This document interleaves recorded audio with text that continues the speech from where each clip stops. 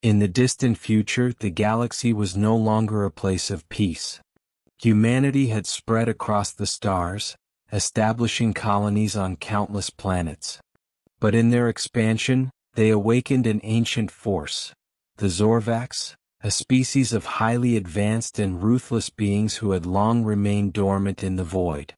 When the Zorvax warships descended, entire worlds were reduced to ashes. The most feared among them was the Eye of Oblivion, a massive mechanical fortress with a glowing core capable of unleashing planetary destruction. On the barren world of Xiphos 9, the last stand was about to begin. Earth's forces, heavily armored and armed with advanced weaponry, prepared to face the impossible. Commander Rain Alistair, a battle-hardened soldier, stood at the front line, staring at the colossal war machine looming above them. The sky was filled with fire as battles raged in orbit, and the ground trembled under the weight of the alien invasion. His earpiece crackled to life as his second-in-command, Kara Voss, warned him, "The enemy is charging its main cannon. If we don't act now, we lose everything." Rain knew they had only minutes before the planet was reduced to dust. With no other option, Rain led a daring assault. Dodging enemy fire, he and his squad rushed toward the massive legs of the alien warship, using jetpacks to scale its structure. The closer they got to the core, the more resistance they faced. Zorvax sentinels, glowing with raw energy, emerged from the ship's depths, attempting to stop them. The battle was relentless, but humanity's warriors fought with unmatched determination.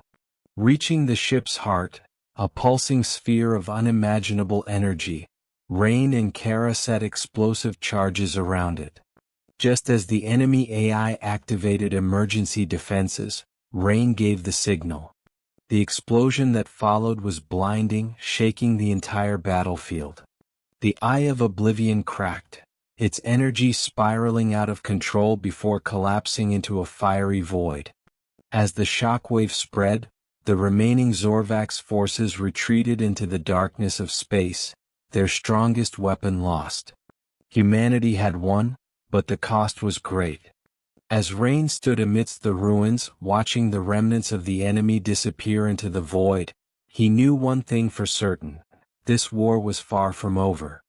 The battlefield lay in ruins, scorched by fire and debris from the fallen Zorvax warship. The sky, once filled with chaos and destruction, now flickered with the dim glow of dying embers. The Eye of Oblivion was gone, its core shattered, but victory had come at a price. Thousands of soldiers lay wounded or dead, and the very ground beneath their feet was poisoned with alien energy. Commander Rain Alistair stood at the edge of a burning crater, his armor scorched, his breathing heavy. The weight of survival pressed down on him as he watched the remains of the enemy flagship crumble into dust. Beside him, Kara Voss knelt beside fallen comrades, her face hardened with sorrow. Their forces had won, but the war was far from over. A static-filled voice crackled through Rain's comms. "Commander, this is Admiral Soren. We're detecting unusual energy signatures. We need you back at the command ship, immediately." Rain exchanged a glance with Kara. The war was supposed to be over, but the urgency in the Admiral's voice told him otherwise. As they boarded their dropship, the massive war-torn battlefield shrank beneath them, but something felt wrong. The silence that followed the explosion of the Zorvax ship was unsettling, almost unnatural. As their ship docked at the ESS Valkyrian, the Earth Fleet's flagship, the crew stood tense. Scientists and officers crowded around a holographic display, their faces pale with fear. "What is it?" Rain demanded. Admiral Soren turned to face him, his expression grim. "That explosion, it wasn't just the ship's destruction. We've triggered something. Something buried deep beneath Xiphos 9 for millennia." The hologram flickered, revealing seismic waves pulsing from the planet's core. But it wasn't just an explosion, it was a signal.